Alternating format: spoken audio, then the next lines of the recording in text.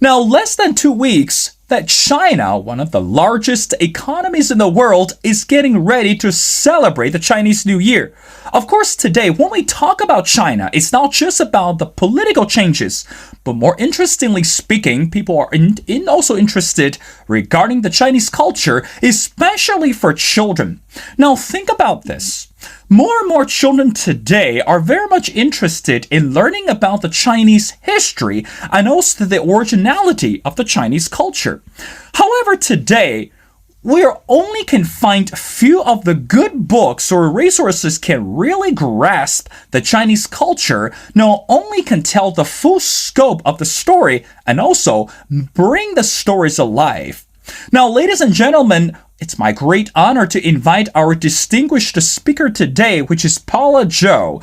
Now, Paula Zhou used to live in China since the year of 1998. And of course, this time I invite Paula back on the show to specifically talk about her new children's book, which is entitled The Great Animal Race. And we're going to talk to Paula regarding her inspiration to write the book and why do you think it's essential for younger generations today to embrace the Chinese culture in a more significant way.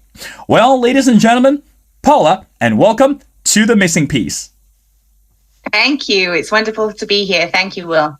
Well, Paula, the pleasure's all mine. Again, as we mentioned before, initially when I discovered you, because this amazing book, and should I say, it's a rather interesting and also engaging book that you created and you designed for children, which is called The Great Animal Race. Now, help us to understand what inspired you to come up with such an idea, wanted to tell the stories of, particularly of the Chinese cultural stories to children in this unique and, should I say, creative way. And why do you think people are more interested in the Chinese culture in this way? Great. Yeah. Well, as you mentioned, Will, I've been living in China since 1998 and I've been working with children all of that time. So I'm a Montessori teacher and teacher trainer. So I've always been working with young children from birth really to 6 years age group. And I think that, you know, when I first came to China, one of the very first things that people used to ask me was what animal I was. And I didn't understand what that meant. Yeah. Well, what do you mean? What animal am I? And so it's really one of the first things that lots of people ask you when you come to China, like, what animal are you and what year were you born in?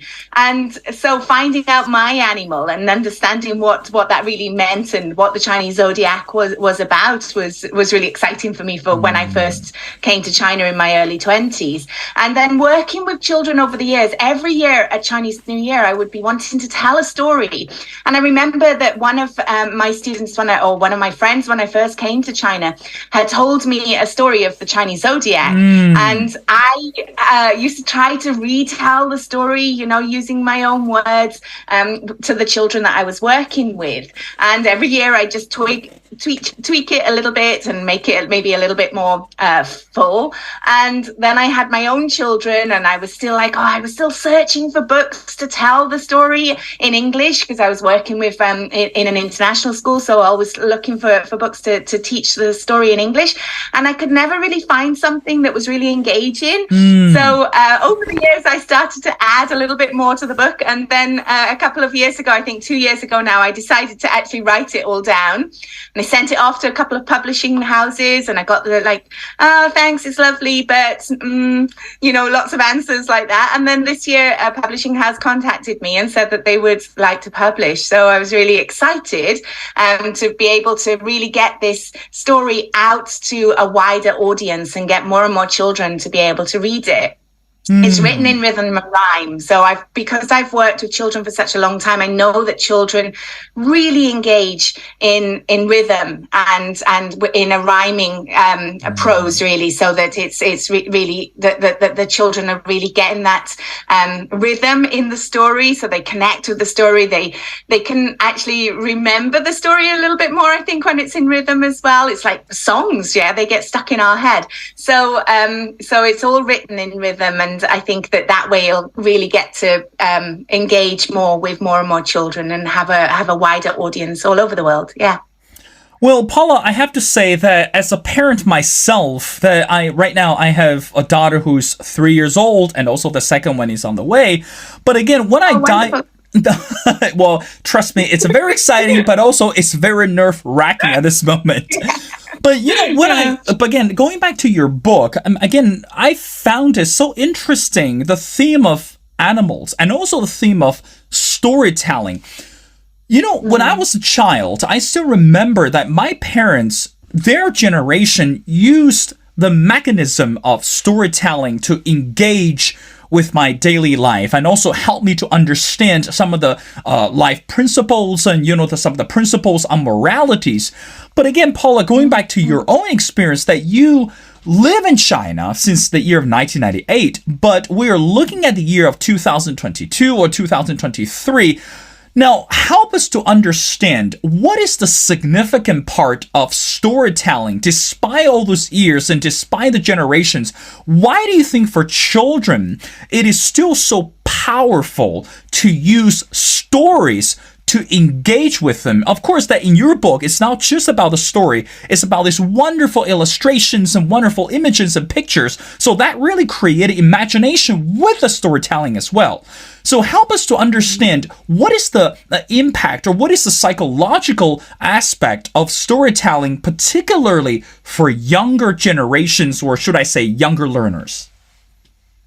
I think storytelling, it just is magical. Yeah, is that firstly you can really engage, and it really builds this relationship up between the storyteller and the listener. Whoever's listening, there's this incredible relationship. So for parents and their children, and for teachers and the children that they work with, it helps to build this very strong relationship. And of course, when you have a strong relationship, then everything else is much better in your life. Yeah. So that's all life is about. It's the relationships that we have with one another, really. So this storytelling really helps to build these strong relationships. We build empathy between the storyteller and the listener when we start telling stories. And of course, when we learn something, or when we are introduced some kind of new content through the medium of a story, then we remember that content so much more than if it's a very dry content. Then if it's told through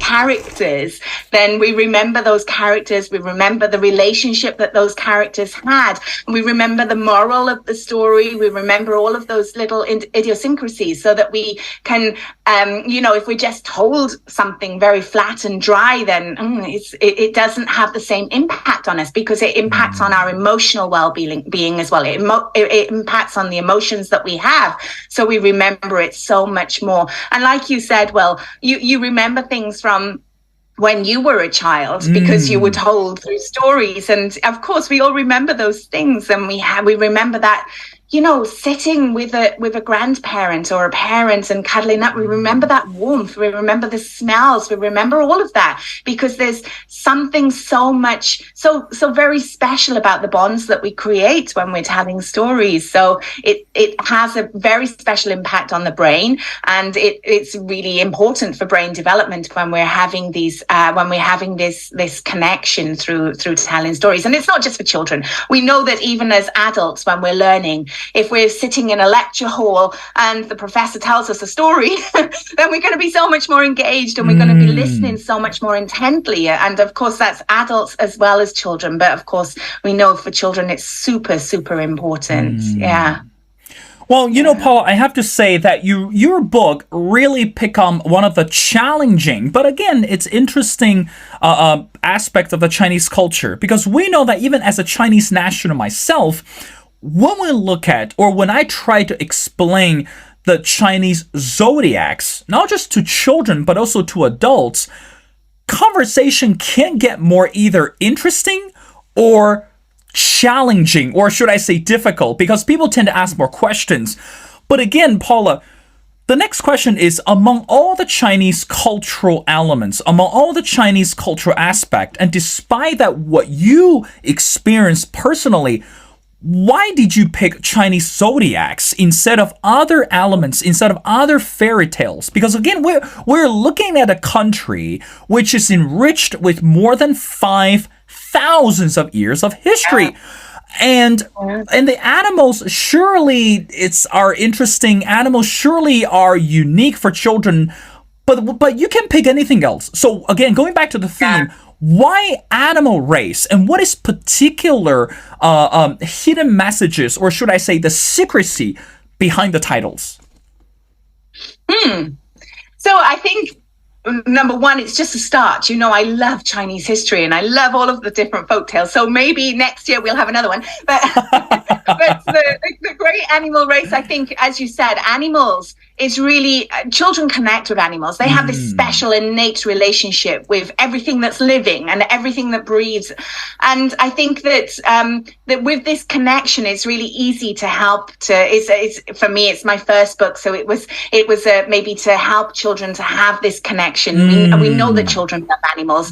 I don't think I've ever met a child who's not like so fascinated by animals and or all of the other wildlife that's out there. So I think that this is definitely one of the reasons why I chose the great animal race and the Chinese zodiac. I don't go into too much depth about the different characteristics of all of the animals of the Chinese zodiac because of the age that I'm aimed at for this. But I think that I want it to be really a place where it sparks interest for children to find out more as they grow and get more understanding about the world, I think. But yeah, definitely there'll be others. I'm so interested in Chinese history and culture that there'll definitely be others at a later time, I think. Well, Paula, I can sense this passion and drive from you towards the Chinese culture, but let's go back to your book. Now, we know today we are living in the age of digitalization. Again, needless to say that children, I mean, personally speaking, I can't tell you how many times that I tried to convince my 3-year-old daughter to stop looking at the cell phone or stop staring at the computer screen, or should I say any digital platforms, or, this, what they call the tablets. But right now, again, going back to my own experience with my parents, even though my parents were busy when I was young, but I remember my mother specifically took time to read books with me. But of course, today there seemed to be a debate whether we're supposed to push children to read through digital platforms or we're supposed to have this handheld or printed books. But again, to me, I believe, I'm excited about your book because I know that when I have your book or any other books in the hands, I'm able to sit down with my daughter, able to sit down with her and look at the pages and feel the paper, just get the sensation excited. So how do you think that today we're supposed to emphasize the importance of literacy among children without losing the beauty of digitalization? Or how should we balance the importance, the importance between reading and also exposing to the digital platforms? What do you think, Paul? Yeah. Okay, so I think that that reading of any kind is just super, super important. And if you choose to read on a device, then I think as long as children are having exposure to literature and having exposure to reading and of any kind, it's really important. The problem with devices is, I choose not to use devices with my own children when they were younger and with the children that I work with. The major reason is that when you're using a device, it's so easy to be distracted with something else on the device. But when you're holding a book in your hands, then it's not as, you're there with the book. You're interacting with the book, turning the pages, the smell of the book. All of this is creating that memory and building the brain that we want with the children. So I wouldn't say like that it's a terrible thing that if you're using a Kindle or another kind of ebook reader for children, if it's that kind of device that's there to read a book, then that's great. But if you're using an iPad, then there's going to be more distractions, I think, because there's going to be other things on there. There's going to be other games on there, or other kind of social media that there might be some kind of distraction for the child. So as long as you can balance that, I think it's okay. But for me, like lots of parents, they ask me, how do I get my child to read? How do I get my child to love reading? That's right. I think that the number one thing is read yourself. Children learn by seeing what other people are doing. So if you are reading yourself, and if you are taking like a book out, an actual book to read, then they are going to see you reading, and then they're going to... That role modeling is the absolute number one teacher for children. And I think secondly, a lot of people, they reward children for reading. And I think that reading is a reward in itself, like getting lost in a book and really finding, like, again, having this relationship with the characters of a book. This is reward in itself for children. So don't reward children for reading. You know, when you reward children for reading, it becomes like, it's a chore that I need to get rewarded for. So allow books to be the reward in itself, and that's wonderful for children to get lost in a book. And I think number 3 for me is that I think a lot of people say to children, go and read for 20 minutes, and you put a time limit because you want them to read. And I think in that aspect then, or for children when they're reading, they're kind of looking at the clock, or when is 20 minutes up, instead of just like allowing children to read organically. And then they get lost, and they can be reading for like an hour one day, and it might be 5 minutes another day, but it's coming from within. They're reading because they love reading, not because somebody's told them that they need to read for 20 minutes. So make it much more organic and much more holistic way of learning, and reading. And these 3 tips, I think, are really my top tips. That number 1, read yourself. That's absolute number 1 tip. Read yourself. Yeah. Well, that's a wonderful piece of advice. Well, Paula, again, I want to go back to your book. Again, your book is called The Great Animal Race, because I know that today, when we look at literature for children, let's say, for example, Dr. Seuss, or, we're looking at the Veggie Tales, or, the name can go on and on, but not only those materials that can actually teach children about something, and also that it serves as a channel for adults as well. Again, we are, I think, I can't remember who said it before, but psychologically speaking, that we are all children inside. Despite our age and also our appearance and, all the grown-ups. So I want to get to your point is, when you create this book, The Great Animal Race, not only that teach children about the Chinese culture, not only teach any international readers about the Chinese culture, what else do you think that you intended to do, not just for children, but also for adults, to understand this critical part, or should I say, this indispensable part of the Chinese culture?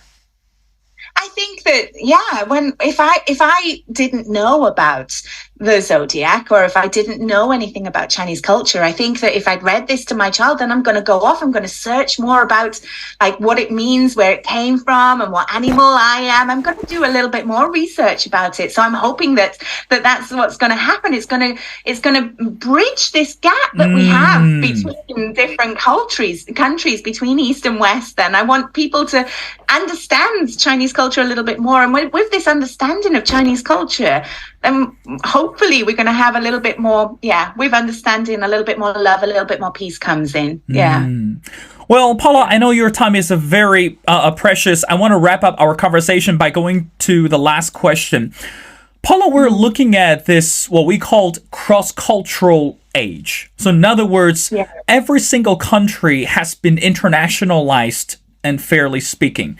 Now, we know that regardless what language and what race, what nationalities that you come from, when it comes to education, we always say education could actually indeed open up the world of opportunities. Again, it could change people, it could transform anyone who's willing to try and who's willing to sacrifice, etc.